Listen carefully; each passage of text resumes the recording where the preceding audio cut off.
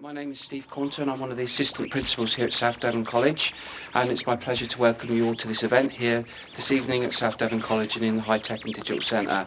As an assistant principal, I am responsible for the high tech, digital and professional curriculums which is predominantly delivered from this building. Many of you have been here before and we've had the pleasure of showing you a few of you around. However, for those joining online, I have the opportunity for a very quick overview of the activity that takes place here in this centre. The curriculum delivered in this centre effectively follows what we call the engineering life cycle. And this effectively takes an idea to design and ultimately to commissioning and then onto market. In consultation with our business partners, our curriculum has been mapped to this process. So our curriculum covers art, digital, computing, engineering, photonics, microelectronics, manufacturing, automotive and marine. So we're quite busy. And this does include business and professional training, and you can see from the diagram where it maps to that engineering life cycle. The curriculum itself is designed to be accessed by all, inclusive of age, and importantly to meet the needs of industry, increasing employability and progression opportunities. To achieve this, amongst other employer groups, we work very closely with colleagues at the EPIC Centre and the business members of the Torbay High Tech Cluster. Ultimately, our aim is to provide a talent pipeline of creativity, engineers, a digitalised generation, entrepreneurs and leaders that will support the aspiration and success of Torbay and the wider region. At that stage, I would like to hand over to Jim. Thanks, Steve, and thanks to Southern College for hosting this unique event, and the first of many, I hope. What a brilliant place it is to stage an inspirational, hopefully inspirational, I'm sure it will be, journey with an inspirational place. So thank you ever so much. Welcome to the first Torbay Champions meeting. You're all champions, they are. You've got no choice before we go on, so welcome. A bit of housekeeping to start with. The event is being live streamed and recorded, so will be available after the event. Please tweet away merrily, and the hashtag is #TorbayStory. So my name's Jim Parker. I'm the chairman of the Torbay Place Leadership Board. Torbay Together. I've been a journalist for a couple of years in Torbay, with one local paper for a few years, and we launched another one a couple of years ago, and somehow we launched another 4 or 5 in the last 12 months. How that's happened, I don't know, but we have. I'm just passionate about Torbay and its people. That's why I stand here, not as a business person, not as a journalist. I stand here as a resident, and I'm just passionate about Torbay and the place that we live. And anybody today in the Bay, as it is today with the sun, you can understand why I'm stood here trying to encourage you to promote what a brilliant place Torbay is.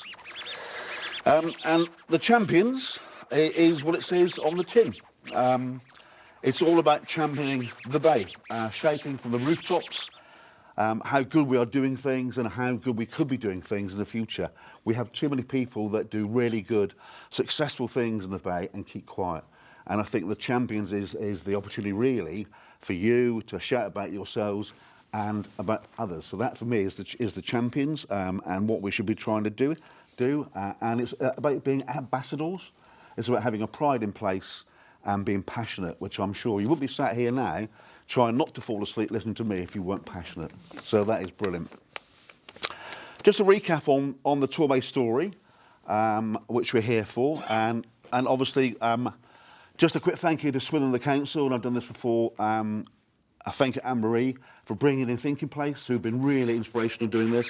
They've worked with other areas up and down the country where they come in and they give a place a narrative, a story to sell that place. And it's not aimed at holidaymakers, it's aimed at investment, it's aimed at getting people in the place interested in coming here and moving. And if you were sat somewhere in Norwich at the sort of a 17th floor office block looking to move somewhere else, why wouldn't you pick Torbay by the Sea? So that's what that narrative is, and that's what Thinking Place has done, which is brilliant.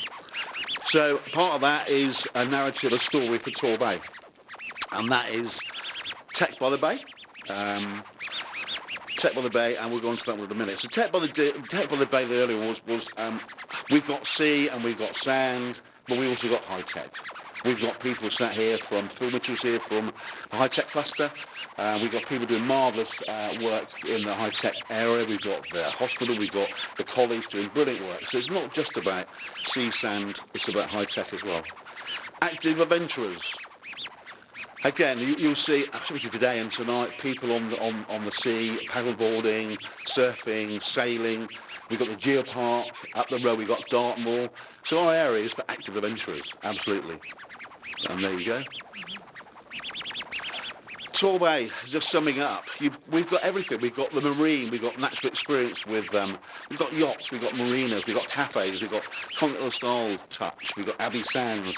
We've also got that natural experience which we just seem to take for granted. We don't shout about enough, about what we have without paying for it, really. It's there on our doorstep, which is brilliant. And there is typical of Thatcher Rock.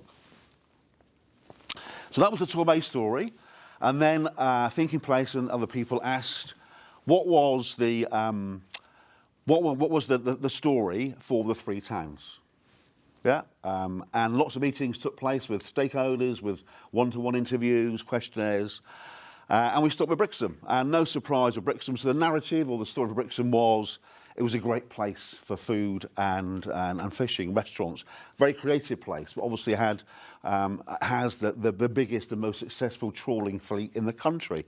Do we say a lot about that? No, we don't, because they just get on and they just do that job. But it's about time they shout about what a brilliant job they do. So that was Brixham. Paignton. Paignton was an interesting one for me because it was brilliant to hear Thinking Place, who part of their recce had to do a visit to the towns they were thinking of story-wise, and they were warned about Paignton. And I said this to the Chamber of Commerce in Paignton on Tuesday, so it's no secret. They were fearing the worst, I think, Sarah, is that right? Yeah, you were warned that Paignton was horrible. It was full of cheap shops and it was just people on the beach. Well, that couldn't be further from the truth. Yeah, Paignton is family on the fun shore, family fun on the foreshore. Of course it is. It's a brilliant beach. It's got the pier. It's got kids playing in sand. But it's much more than that. It's about enterprise. Again, electronics. Epic up the road doing world pioneering stuff. Pharmaceuticals, we're here today from Dawn about the job they're doing. And of course the college and the hidden gems that we have in Paignton. Paignton Harbour. The amount of stuff that is there now that nobody knows about. I've been here for quite a number of years, 64 and a half. I didn't realise there was a beach at Paignton Harbour. That's how sad it is. Ferry Cove is at Paignton Harbour. What a brilliant place. All those hidden gems. So that for me is Paignton. And then Torquay. Torquay leads on leisure and lifestyle. It is your Abbey Sands. It is your cafes, your harbourside shops, your yachts, your hotels. Keith's here tonight. Keith runs a brilliant hotel right on the seafront. That is Torquay. And it leads leisure and that lifestyle. So bringing it all together, you've got that marvellous Brixham, Paignton and Torquay, and that makes up the three towns and the overall Torbay story, which we should be really proud about. And again, it's that Torbay story and having that pride in place. So we got three brilliant speakers tonight to try and back that up and say in their particular areas how they're inspiring other people and how they want to inspire other people to be part of that Torbay story. Well, Alan Denby, who's the Torbay Council Divisional Director for Economy, Environment and Infrastructure. That rose off the tongue. We have Kelly Widley, who's really well known in the hospitality industry as a consultant and director for the ERBID company. And we have Dawn Sowerby, who's the people director for Torbay Pharmaceuticals. After each speaker, there will be an opportunity for you to ask some questions, so please do that. And I can relay that to the speakers so that the people at home watch this on live stream can hear what's being said. So that'll be really good. So, first speaker is no stranger. Mr. Denby, over to you. Thank you very much.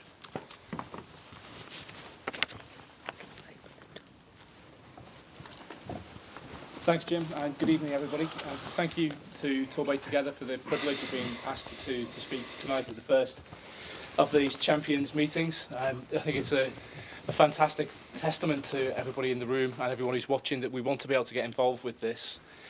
As Jim said, my job title is Divisional Director for Economy, Environment and Infrastructure. I didn't pick the job title. It does cover quite a wide remit, and many of the things which I've got responsibility for that I'm not going to talk about tonight are just as important as what I am going to talk about, which is Spaces to Thrive. And this is the physical regeneration programme which the council is delivering. Physical regeneration programmes is a more accurate way to describe it, because there's many different things which we're working to be able to deliver. And Spaces to Thrive is what we want to be able to describe, really the impact of what we're looking to be able to deliver, particularly around the town centres, but also with employment land, and really trying to make sure that, as Jim set out in his introduction, that we recognise what Torbay is and what it can be, and then how do we make this real. So what I'm not going to cover tonight in terms of the economy is things really around culture, around employment and skills, around business support. Those can be topics for another day in the future, but there's so much which we need to be able to do. What I will cover is a little bit about why this is important, and then go back to the regeneration programmes. So what we want to be about is making a difference, and this is what the purpose of the Spaces to Thrive activity is all about. We've been working with Torbay together and with the partnership over the last 3, 4, 5 years to get to the point where there are funds available, where there are projects ready to be taken forward. It's been a hard slog at times. Jim and I, with others, have been up to see different ministers and making the case with civil servants for investment. And because of the way in which this partnership has come together, we've been able to demonstrate to government that we are a credible place and we're worthy of that investment.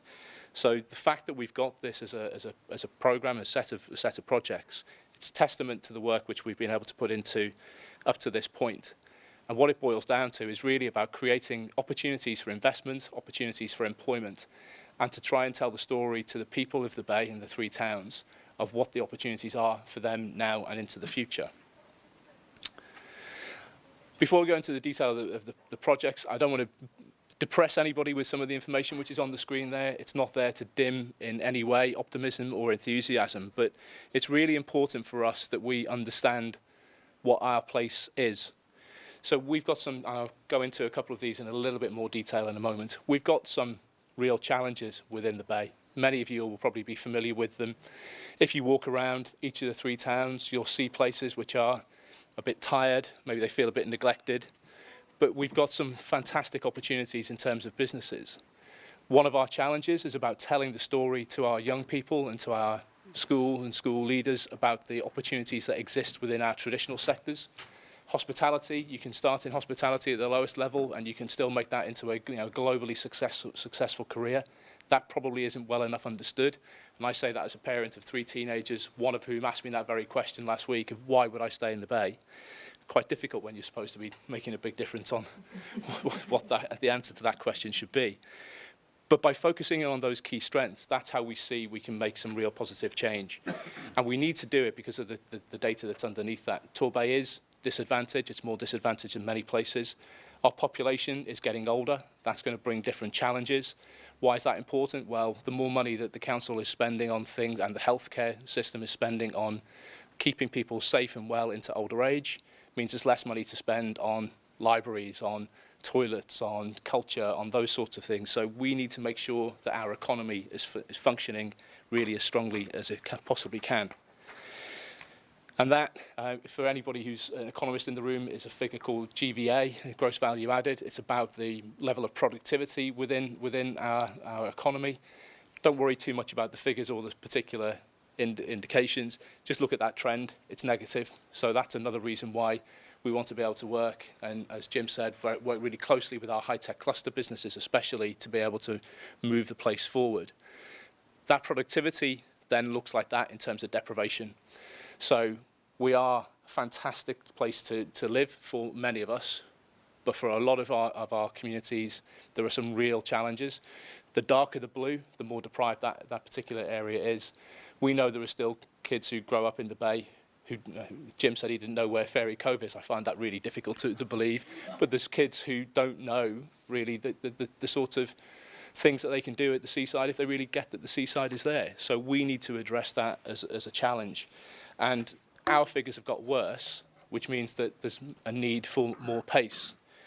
So we need this Torbay story to be understood, not just by the people in the room, but by businesses that come along to the Chambers of Commerce and the Business Forum, the High Tech Cluster, members of the English Riviera Tourism Business Improvement District, but then right across the community. The success of the Torbay story will be if in 12 months' time this room's not big enough for the Champions Network, that will be success. So my ask to you later in this will be to take this message out and to help us make sure that we are in that sort of position and that we can be talking about the success of work around culture, around delivering more housing for people in the Bay. And what we want to be able to do throughout all of these different projects is this piece around social value and community wealth building. And that is something where we, through the buying power that the council has in delivering these projects, will be looking to get more local benefits, so looking to be able to put more money into local businesses, create more apprenticeships, create more opportunities for local people. So that's some of that wider context. In terms of some of the specifics, Torquay has £21.9 million from government for a town deal. That's for the whole of Torquay. It's focused on the town centre, but it's not exclusively for the town centre. And this is a piece of work which has been underway for about 18 months now since the funding was confirmed. We have a town board, which is chaired by Vince Flower. Vince is also chair of Visit Devon, Vince, Torquay Academy, TDA. I don't know where he finds the time, but Vince is putting a lot of time into the town deal. And what we're looking to be able to do with that money is to invest in key sites to be able to make really positive change. Sites that will make a transformation to the town centre. So the pavilion is one of those schemes. Debenhams has been acquired and will be changed through that as well. And it's really to try and make sure that we've got an offer in the town and in the town centre especially that links back to the Torbay story and to the points that Jim set out. In Paynton, I've had a day in Paynton talking about Future High Street Fund with a host of different people. The focus for us now is really around delivery. We've been awarded 13.36 million. Our first conversation with government officials on this said we think we'll give you 5 to 10 million maybe if you're successful. We asked for 19, we ended up with 13.3. So this is a real success in terms of being able to demonstrate the case that we've made. We were able to demonstrate to government that we have deliverable projects and we have community support. So that perspective around working together is really important for us to be able to say to outside investors, this is what we are, this is what we want to be able to do, this is why you should support us. And just briefly on this one as a specific project, really important we use our assets within the town well. The Picture House, for those of us that have lived in the Bay, I'm sure when it was a cinema, people were being in there and have really fond memories of what it is and was. This is about what it can be, and the Picture House Trust has worked really effectively to put together a way forward. We've been able to work with them to help make the case not just for investment through the Future High Street Fund programme, but also recently 2.96 million from the Cultural Development Fund. We also were awarded £500,000 on the same day for Torbay, the only place in the country to get 2 awards on the same day. So again, how we're starting to tell our story is really starting to make a difference. Conscious I can probably feel Sarah's eyes on me for time. So that's around the physical regeneration. We also do want to do more for our businesses. And I make no bones about promoting the work of the electronics and photonics businesses which we've got locally. It's hugely important for us to be able to continue to see this sector grow. The reason for that is that the average value of jobs within our economies are normally, it's about £30,000 a year, say. In this sector, it's around about £76,000 a year. So it's hugely important that we are able to find ways to get those businesses into the Bay, to help them stay in the Bay. I'm sure if Phil was speaking tonight, he'd be telling you that the reason why many of the businesses who are here is because of the legacy of skills that existed from Nortel going back 15 years or so. We need to make sure that it's just as difficult for those businesses that are here now to leave as it has been for those businesses that spun out of Nortel. So the work that the college has done, the work that the council has done with TDA and with the high-tech cluster for the electronics and photonics centre, critical that we get it right. We want to be able to extend it, and what that slide is talking about is a bid that we made unsuccessfully first time around, but I suspect we'll be resubmitting for a production park which will allow some of those businesses at Epic to grow on into new space and to create more jobs. And then answering that question that I got from my daughter about how does it work, well, this evening wouldn't be getting streamed if it wasn't for some of the work and some of the products that businesses in Epic are involved with. So we've got globally leading technology businesses within the Bay that we need to know more about, we need to celebrate more. So just moving towards the end, a bit more of a flavour of some of those other broader areas of work. If you came to the site tonight along the Ring Road, you will have driven past the Clayland site where Casting Support System. They're now there in 65,000 square feet of space, which the council was able to support with the Heart of the South West Local Enterprise Partnership. Really important for us to be able to provide facilities for our local businesses to be able to grow. That allows them to create more employment, releases their old sites for other businesses to be able to grow into. Bringing forward the right types of employment space for our businesses to stay in the Bay is really critical for us to be able to get right. So we're looking to be able to do that not just for businesses such as castings, but in other areas.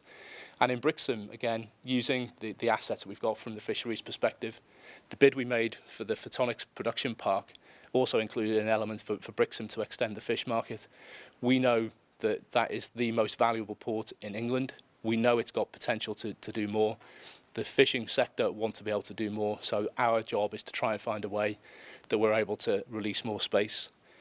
So, lot to be doing. Cultural activity is really important. We've now been allocated a designation of an area for levelling up for culture. If we're honest, probably don't really understand exactly what that means for us quite yet. I don't think the Arts Council really have, but it does give us an opportunity to say to them, this is how we want to be able to use culture as part of our offer. It's not just about Painting and Picture House, it's about our events, how we attract more of our community into the town centre, how we encourage more of our community to be involved in culture, and also how we make then that link back to the visitor economy. So hopefully you've got a sense there of how those different projects link back to the big idea. You know, this is really about how we can improve how the Bay works for our businesses, for our visitors, but critically for all of our community. This is about creating those opportunities, creating that sense of what we're all about and what that ambition is. So an ask to you is, if you're in business and you are a member of the chamber, please keep telling your colleagues in business to join their chambers and join the business forum, come along. It's critical for us, I think it's critical for our chambers that we get their voices to be stronger, to help influence the sort of thinking that we have to make and the recommendations we make through to councillors, and also how we can influence and work with the Devon Chamber of Commerce and others. So please, if you're in business, do take part. If you're not in business, if you're listening tonight just because of interest, tell your friends, tell your neighbours to take a little bit of a look at these things, find out more, help us take this message away about the potential that sits within Torbay. Thanks, Jim.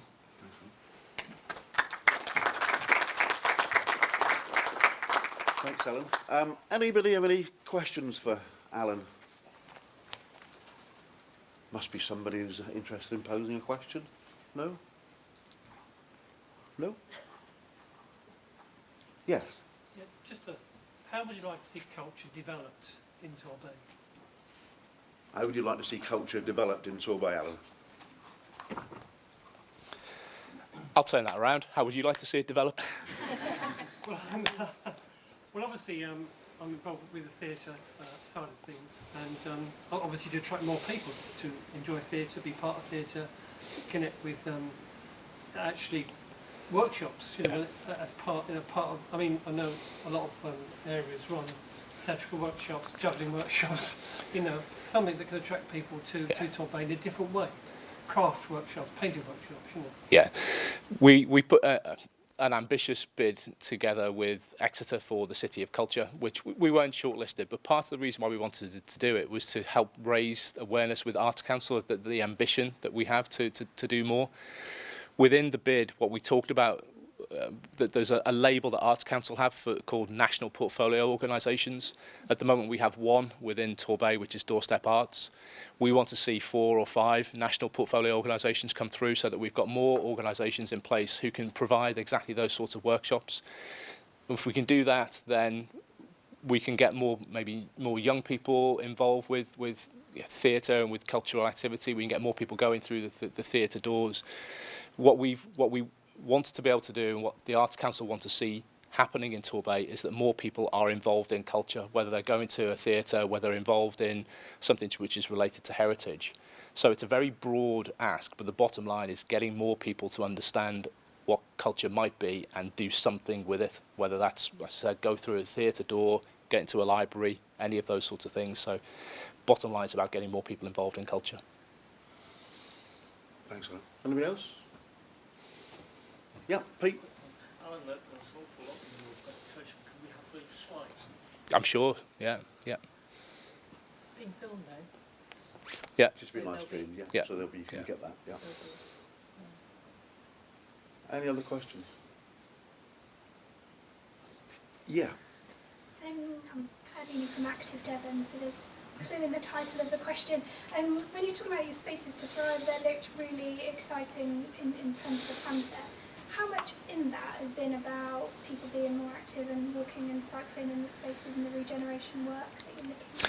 So one of the schemes within the Torquay town deal, which is around the harbour public realm, has got specific provision around cycling and walking, so that's in there.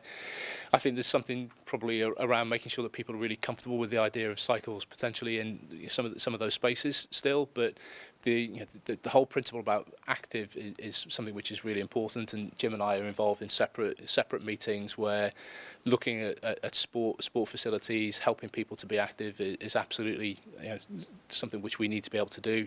It's another part of the cultural question, and in our definition of culture within Torbay's cultural strategy, we recognise sport as part of culture. So it's really important for us. Probably from my perspective, it's sat outside of tonight in terms of detail, but it's there. Thank you.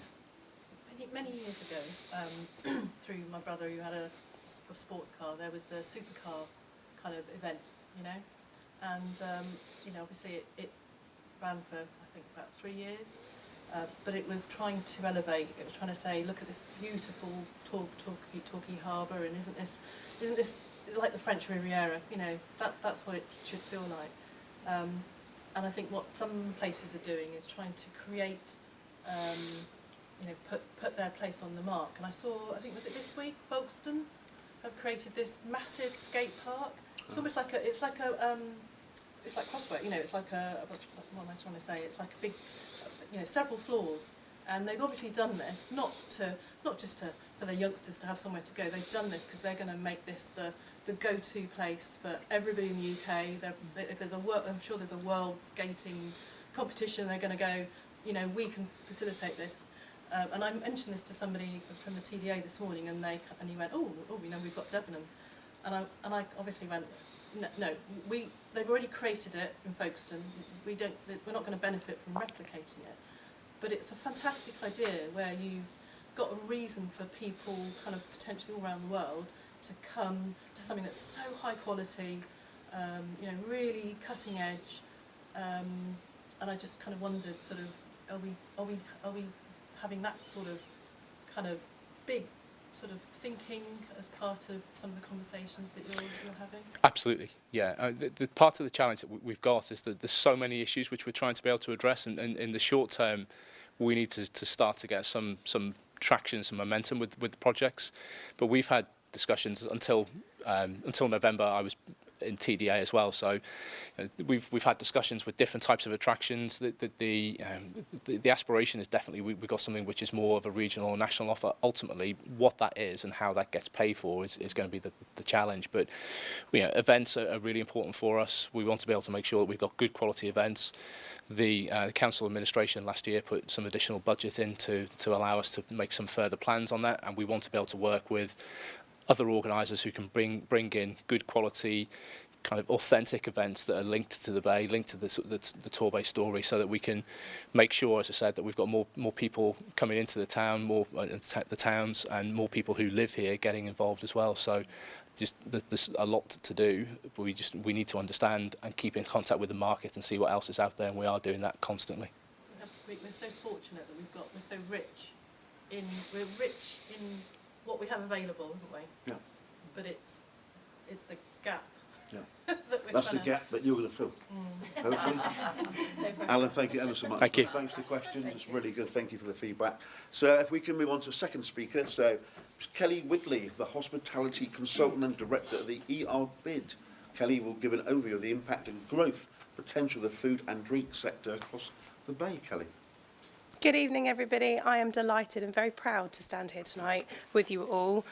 Just a little bit of background for anybody who doesn't know me here tonight or online. I've got 25 years experience working within the hospitality sector, so from cafes, restaurants, hotels, bars.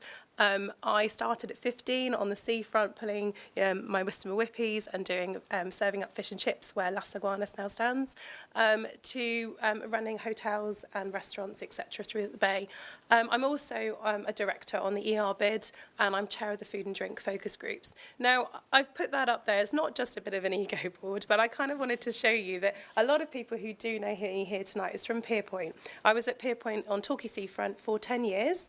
I left in 2018 to have my little baby, and throughout that time I got involved in national and local initiatives, and I'm really passionate about where we live. I mean, I've travelled the world and I wouldn't live anywhere else. I mean, what we offer here is fantastic. But I was part of Purple Flag. Now, a lot of people don't know what Purple Flag is. We had that for 8 years. Obviously, with COVID, everything's a little bit been on pause. But we had the Purple Flag, the only place in Devon and Cornwall to have that, and that's excellence in managing the late night economy. Further on, Best Bar None. I was fortunate to be chair for 2 years. I'm now a Best Bar None assessor. But, for example, we were up, again, in the House of Commons. We were there as runners-up. I mean, we have only 20 venues at the time, but we were showing how well we were doing in the late night economy and how much support and network there is to look after vulnerable people. You do hear in the press a lot of negativity, but there's so much great support out there. And for me, I wanted to know that my colleagues were getting home safe, that someone was there looking out for me if I ever needed them. So I was really proud to get involved in that. I've been part of Torbay Licensing Forum and Springboard, and working together with councils, with local police authority, with working with bigger national charities to help our industry really and individuals. So with Get Set for Growth, I was going into startup businesses just to help them with everything from customer service to suppliers to negotiation to business plans, etc. So I kind of wanted to kind of show you that through it, I've always aimed for excellence, both for myself and my teams and the places of work that I've been in. And it's all about partnership and collaboration. I started up the Torbay Business Network 7 years ago, a small business group for small individual businesses at Pierpoint. And the repercussions, the benefits for me was amazing because everybody goes out to eat and drink, which obviously brings me on to our amazing local food and drink offering that we've got. We've got such a diverse range on offer here, from street food eateries to fine dining. Food and drink has been identified as the #1 priority for our destination. So eating out was recorded as the most popular pastime for visitors in the 2021 visitor survey.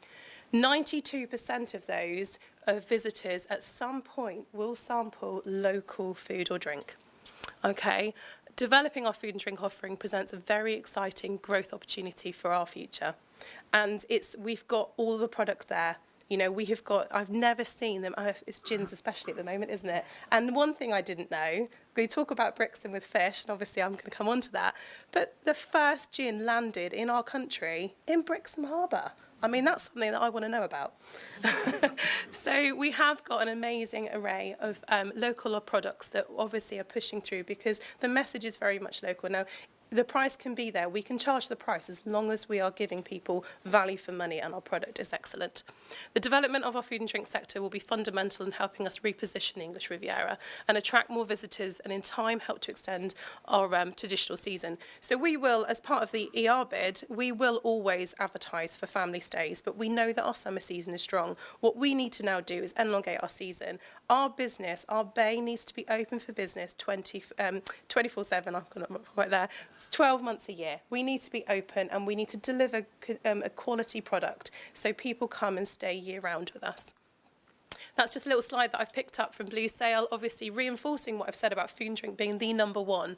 So we need to obviously look at to try and target cultural explorers, previously known as empty nesters, so people who, and young actives who aren't restricted by holiday time. They can travel and enjoy our time outside during term time. So we need to be aiming for those people. Our USP is our seafood. Now we can turn around and go out and shout about the amazing burgers and fish and burgers and pizzas and full English breakfast we do, but we are then competing with the rest of the UK. Our USP is our locally caught and landed seafood that's landed in England's seafood coast right here. It's our country and county's most valuable catch. So that's why the ERBID is pressing ahead with our award-winning England Seafood Feast. Now, I have some very big shoes to fill. So I was a seafood ambassador, so I've been around since the start because I've been very passionate about using local produce wherever I've worked. But Becky Davis from the TDA and her team started this up, and then it was delivered by a lady called Anna Trump. So we had a very successful 2018 and 19, and obviously only paused because of COVID. I'm delighted to say that we are back this year. We obviously a little bit paused at the beginning because of Omicron, but we are back for a 10-day celebration from the 30th of September to the 10th of October. This year we are launching Abbey are going to do their first food festival, so there'll be a heavy presence of local seafood there. But obviously the whole point of doing a feast and not a festival is that it's throughout the bay. It's for all of us to be a part of food and drink. It's not about giving it to one location, it's about delivering. But I'm really excited that this is the first food and drink, and we don't, obviously at the moment it's with procurement, and the more in details will be coming out, but the heavy focus will be on local food and drink. We will be able to experience the best seafood in the world across a great selection of venues across the bay. It's designed for people staying over, day visitors, so people coming from Exeter or Plymouth and surrounding areas, and locals alike. Our 22 highlights include seafood specials from dining to street food, guest chefs, pop-ups, collaborations, tasting menus, seafood suppers, and behind-the-scene tours with the world-famous Brixham Fish Market. We've got events, for example, we're doing 7 chefs, so if you're lucky enough to buy a ticket, because we've only got a limited amount, we'll be starting off at, say, number 7, Fish Restaurant in Torquay, going to number 7, going to the Elephant, going to 21 for mackerel tappers. So you'll be working your way throughout the bay, going to On the Rocks, going to Ollie's, going to offshore, all sampling. So it's a little bit of a pub crawl, but it's food focused. And this worked. We did this in 2019, and it worked really, really well. So I'm delighted that event is coming back. And also pairing with all those 7 delicious courses are 7 local drinks, and all the money raised from those events go to the Fisherman's Mission. So my aim this year is to also deliver it in Paignton and in Brixham. And I'm hoping to get cocktails in the Golden Hind at the end of it. It is a feast for all the senses. So this year we are doing activities as well as it just being food. Obviously it is all about food, but it's things like going sea swimming and then having a seafood supper and then having a talk with somebody who's passionate about wild swimming. It's going mackerel fishing and then barbecuing the food afterwards. Stand-up paddleboarding at sunrise, followed by a scallop breakfast, Benedict breakfast. Sea dogs, so not just about us, it's seafood benefits our canine customers. And what I've been kind of looking at is pockets of different people, from divers to people who have something in common, like their dogs, and then bringing them together. Well-being. Rehan from India Yang, he's designed a menu that's all about gut health, and it's delicious, but it's really good for you as well. Sea shanty music, I don't know if any of you know sea shanty music, absolutely love it. It's lively, it's fun, we've got that going on throughout the bay, but also we've got an element this year of giving back to our ocean, so litter picking and education really. Just very quickly, if any of you haven't looked at the English Riviera website, I would urge you to just spend a few minutes looking. I know obviously you're here and you know all the great things about the bay, but just spend a few minutes having a look. We've spent over £50,000 on that website, and it really does showcase the English Riviera for the amazing place that it is. Obviously, it will put events on there, so follow us on social media, have a look on the website, and help us spread the word about the seafood feast. If you want to get involved, book with venues as quickly as possible, because like I said, some special events are going to sell out very quickly. We've got meeting the face of the feast, the people behind and their stories. So the chefs, the fishermen, the super media stars. I don't know if any of you saw Susan Callan's Grand Days Out on Channel 5. I mean, that was amazing for us. They couldn't have picked a better time, could they, to film the English Riviera. I mean, for example, it went from Barbican to Brixham to Paignton, but she went out to hand dive scallops with the very likeable, hard-working Fraser, and then she's coming back into Brixham Harbour and the dolphins are on the boat. You know, how could you plan that? So it really did showcase the English Riviera amazingly, and it's about getting to know these very humble people behind, but also, like I said, we're trying to get our hands dirty happy, and from shucking an oyster, for example, and really getting involved. Obviously, my lasting note, I obviously speaking about the festival, but the development of our food and drink sector will be fundamental in helping us reposition the English Riviera and attract more visitors. And so we do need to make sure that we are championing that fantastic product. And I'd just like to thank you for having me tonight.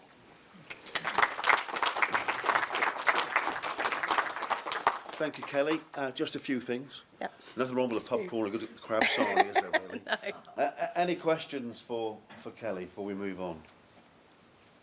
Yeah, Sally. How far afield are you advertising this? Because obviously we're championing it round here, but I know English Riviera have advertised before that in Birmingham area, in London, etc. Are we going far afield like that?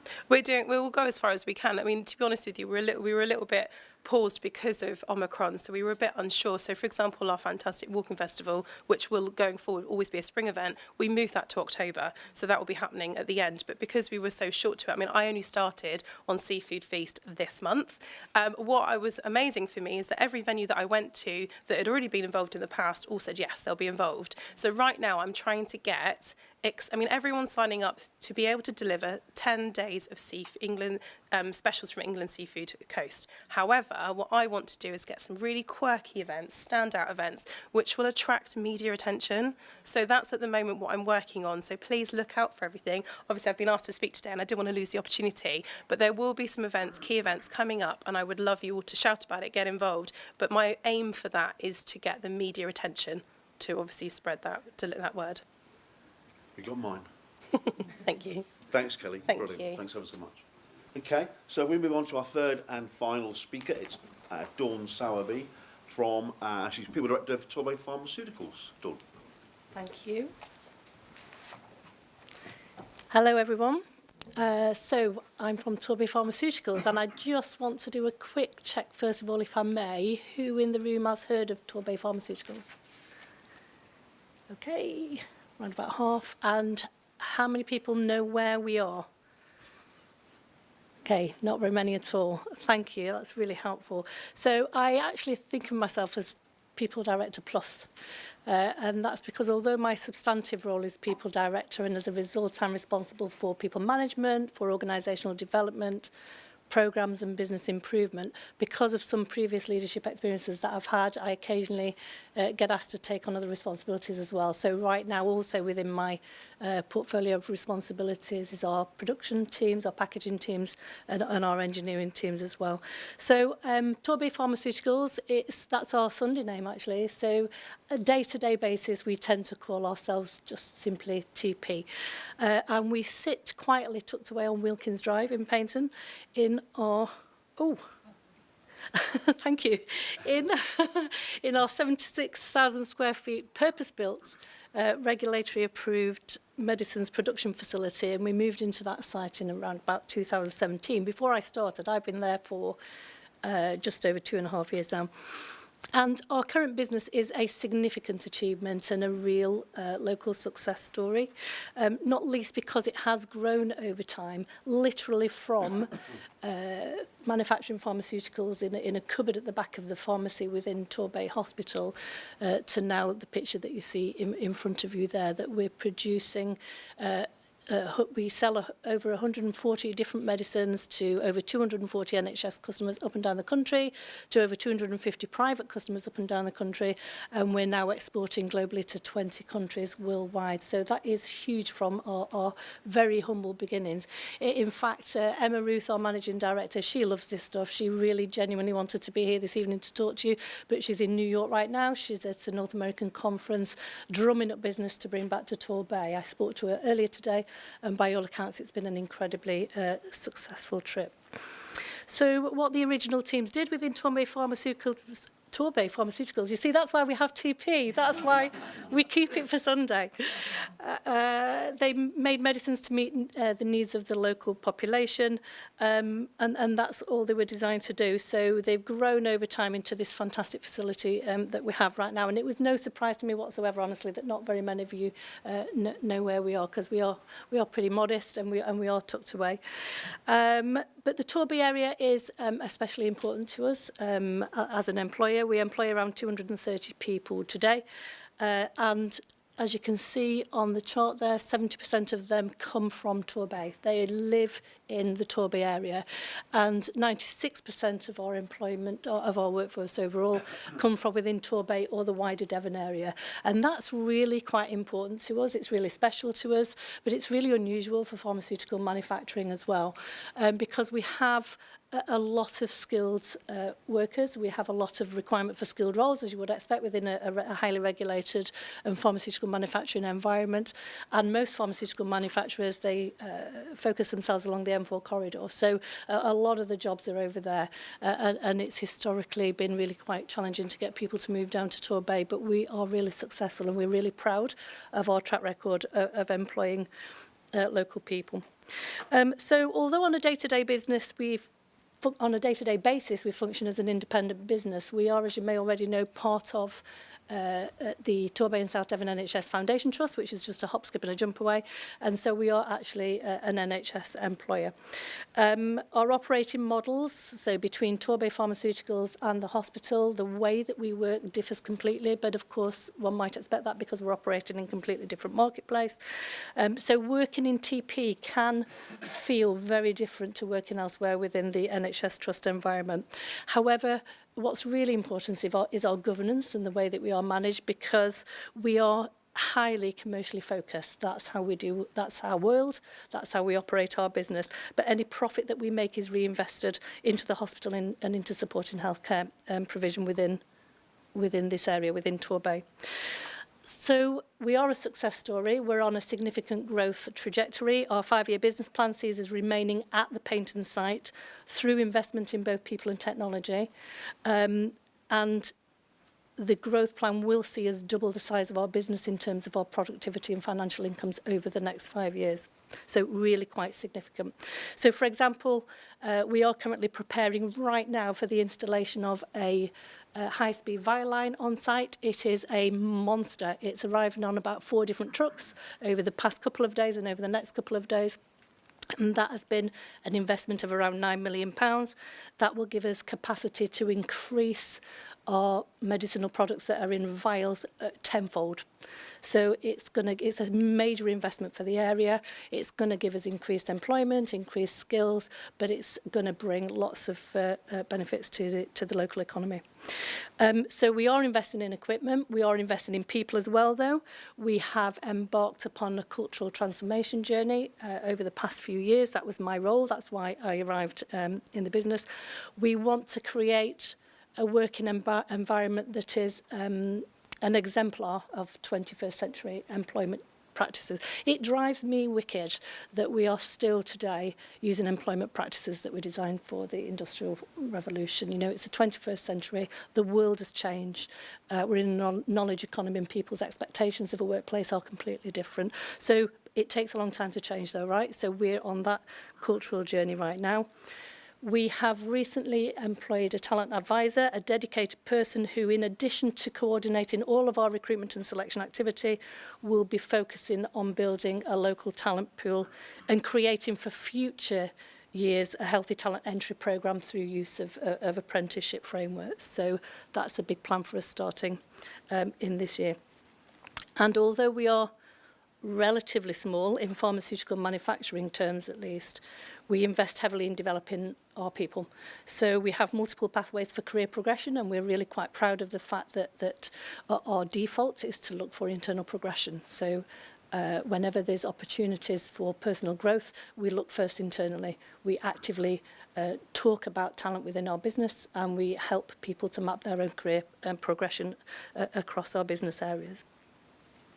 To give you an example of that, we have a role that's called a qualified person. How weird is that? There's actually a job called qualified person, but this is a real thing in pharmaceutical manufacturing. A QP, qualified person, QP, is an absolutely critical role, because that person is the arbiter ultimately of whether a medicine is fit to go to market. So whether it has gone appropriately through our formulation processes, through our filling processes, through our production and packaging, through all our laboratory testing, that person holds the pen on whether the product ultimately goes to market. So it's a really critical role. They're also like hen's teeth, so they're really hard to find, and as a result can command £2,000 a day for contract QP work. In the past, Torbay Pharmaceuticals have had to rely on contract QPs, but what we've done is created our own QP talent pipeline. So we're investing in local people to enable them to become qualified as QPs. It will see all those people become qualified over the next 2 to 3 years, and we will have a talent pool of 5 QPs, which is quite extraordinary for the size of our business, and it does mean that we are directly investing in local people from the Torbay area. So we have big ambitions, both from a commercial point of view, also from an employment point of view, but Torbay is really important to us and we want to stay. Part of our cultural transformation is this. It's about our attitude. We can if. That's the centre of everything that we are trying to do culturally, to move from what we had previously thought to be a legacy culture of we can't because. It's a very enabling phrase, and we use it locally as a safe challenge to people to make sure that we're all on the same page and have that really sort of can-do attitude. So for Torbay Pharmaceuticals, this is it. We can if anything's possible. We truly believe that, and we truly believe that we can deliver on our plan. So we love Torbay.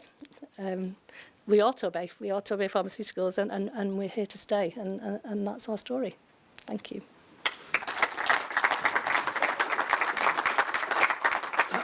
Thanks, Dawn.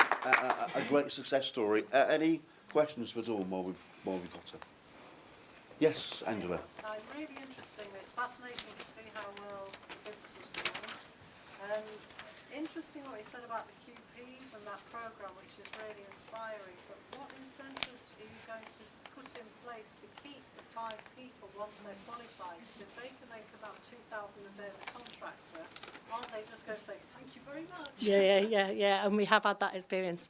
We have had that experience that happens. So the first thing we're going to do is tie them in. I'm going to sit on them, make sure they don't go anywhere. We are selecting very carefully. You never can tell, right? So you can't tell whether what ultimately is going to change for somebody that's going to make them make a different decision. While somebody is learning and growing and benefiting from the educational experience that they're getting, we're still benefiting anyway. So even if they choose to leave, you know, we have the benefit of them going through us with their learning, and we've helped them on their career pathway. What we need to put in place is to make sure we have the right reward frameworks to be able to retain them, and that there is a better reason to stay within Torbay Pharmaceuticals. Everything in our employment practices kind of links together. So when I talk to you about being an exemplar workplace, I really mean it. So we want people to think, why would I bother going anywhere else? Because this is as good as it gets from an employment perspective. And we really care about that. So the cultural transformation that we're on is 3 key strands as I see it. One is about our commercial focus, from being supplying medicines to go on the shelves for when hospital needs them, to really being commercially driven and working with customers and being customer first. Then there's our sort of our attitudinal thing that was up there just a second ago. We can if. That's a real strong attitude that's core to everything that we do at TP. And then there's the employment practices, which is person-centred, coming away from being a very process-focused experience. So if we get that right, people are going to want to stay.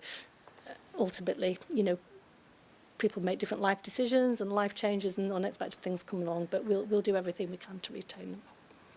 Thanks, Dawn.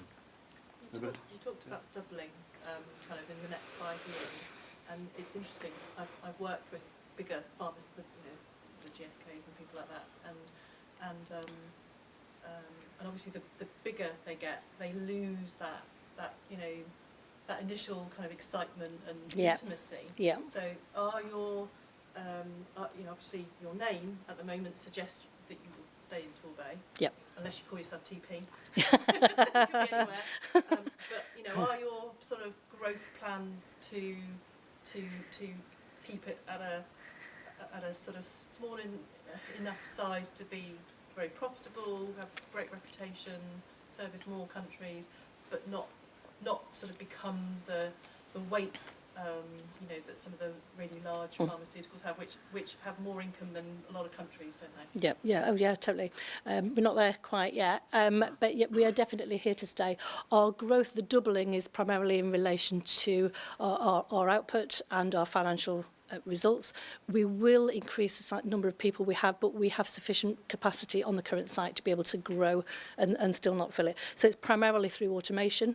Hence, for the example I gave about the high-speed vial line that's being put in today, that's going to, you know, increase fantastically the amount of the speed at which we can churn out medicines to supply even more hospitals. So we can achieve that growth without moving from that site. Brilliant. Thanks, Tom. Thank you ever so much. Really inspiring. Thank you ever so much. Thank you. That for me, the three speakers just sums up what Torbay's all about in 3 segments. You've got Alan detailing the millions of pounds worth of regeneration projects we've got on the go in Torbay and the potential going forward. You've got Kelly, passionate Kelly, about crab sandwiches and pub crawls and the tourism company, which is brilliant. And you've got Dawn, a £9 million expansion programme that nobody knows about because they sit on the ring road doing a terrific job. You really need to shout about it. But that for me is the Torbay story. And those 3 elements, exactly why I was sat here to champion these people who are doing their best for local people. And it's brilliant to hear that the jobs will be local and that investment is local with a capital L. So for me, there's a little bit wrapping up, and that leads into what the Champions is all about. One of the most exciting aspects of this new approach is that it involves the organisations, the businesses, the individuals from our 3 towns who to connect and sell the place. That's the Champions programme. We can't just rely on the council and the TDA and the official agencies. It's down to us to spread that word. We all have a role to play in that because you know more than anybody else what your resort, what your towns are all about. We can't do that. You're the voice. You heard about the new story for Torbay in each of the towns at the start of the event. We'd like to be, we want that to be told by as many people as possible, to as many people as you can. And that's where the Champions come in, that message.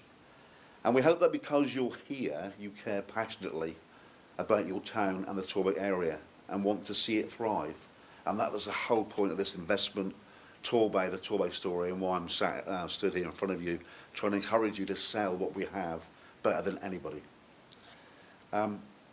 You can help this. You can help this by communicating. What a great place, what's great about the place, what opportunities there are, what developments are on the horizon, to your friends, your contacts, networks, and this way we get the message out fast to lots of people, businesses and organisations who might be considering different places to set up, business, invest and much more. And these will be organisations and businesses probably not known to the council or to the TDA, and as you're relaying the message, it comes with loads of credibility. And for me, it's not just business, it's community as well. The community has a huge part to play in this. All that we do is for the community. I get on a high horse when people say, it's not the community, it's just business. Well, we're all the community. I'm a member of that community, and we do this for the community. Without us, the community doesn't exist. So for me, we're all one. And I always say that. The Champions, you, will be a massively powerful network of passionate advocates for Torbay in each town.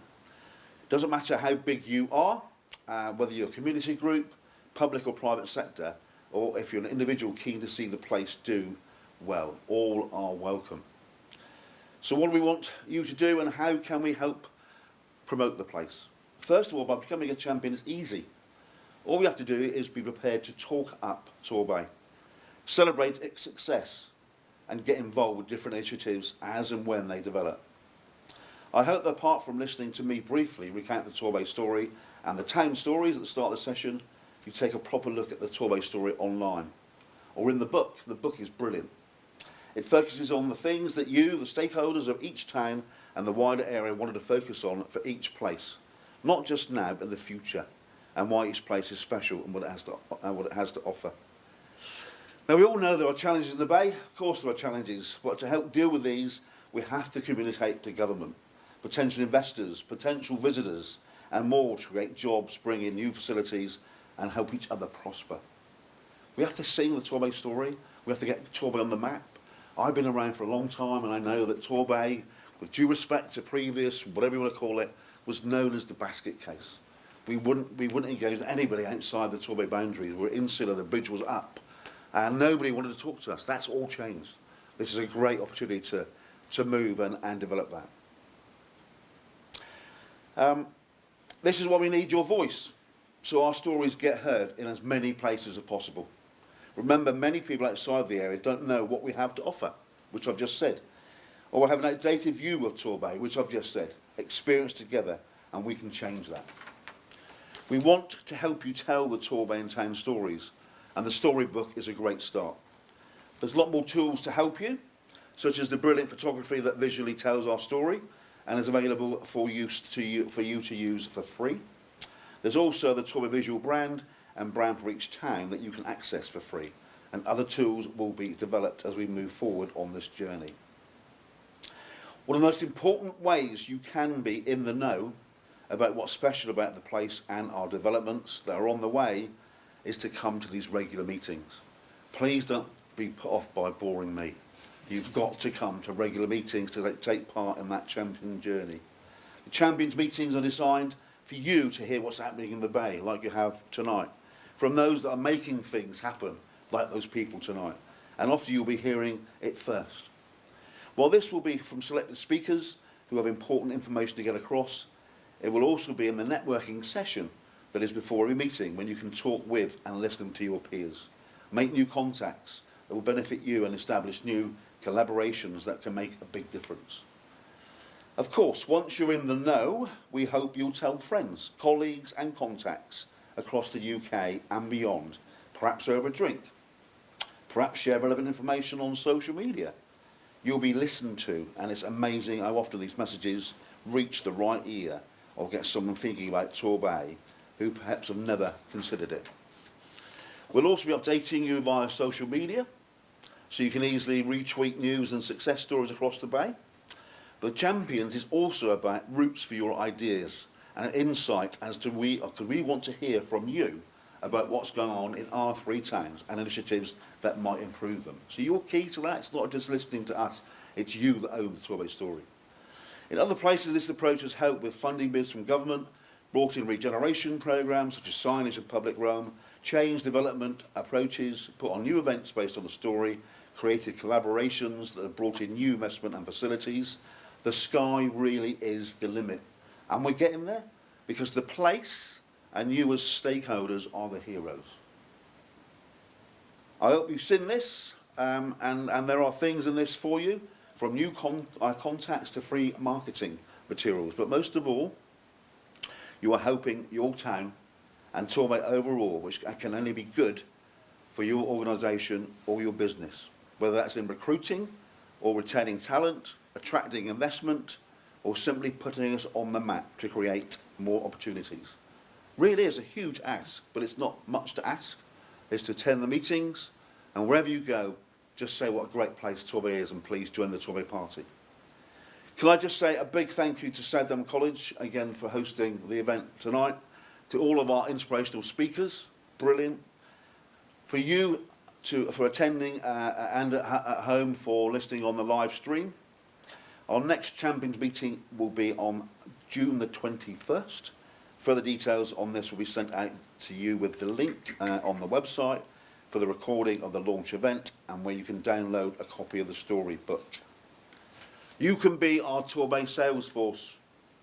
You can be part of something bigger. You can talk up the place, and together we can really make a difference, as so many places have seen happen. Please, like it's got here, I hope you sign up as champion. Please sign up as champion, not I hope. Please sign up as champion. I hope you shout about our story. I hope you're part of a new buzz about Torbay. And please each day try to tell someone something great about our wonderful place. Thanks for coming tonight. Have a great rest of the evening. Thank you very much.